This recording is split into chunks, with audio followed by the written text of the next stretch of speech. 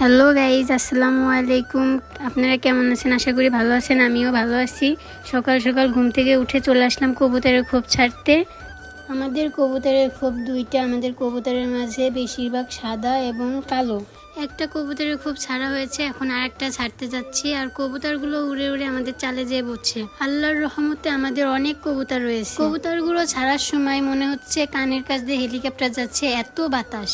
আমাদের কবুতরের খোপ অনেক উঁচু উঁচু, যাতে সাপ, পোক, শিয়াল, বেজি এগুলো না খাইতে পারে। খোপের মধ্যে সবসময় কবুতরের ডিম থাকে। এই ডিমের গ্রানে সাপ চলে আসে, এই কারণে খোপ উঁচু দেওয়া। দেখুন কবুতরগুলো কি সুন্দর উড়ে উড়ে চালে যেয়ে বসে আছে। আমাদের কবুতরগুলো এখন জানে ওদেরকে এখন আমি খাইতে দেবো, এই জন্য উড়ে উড়ে কোথাও যাচ্ছে না। আজকে খোপ খুলতে অনেক দেরি হয়ে গেছে। এখন আমি ওদেরকে গম খাইতে দিব মাটিতে। মাটি নরম থাকে, এই কারণে আমরা মাটিতে খাইতে দিই। মাটিতে খাইতে ওদের অনেক আরাম হয়।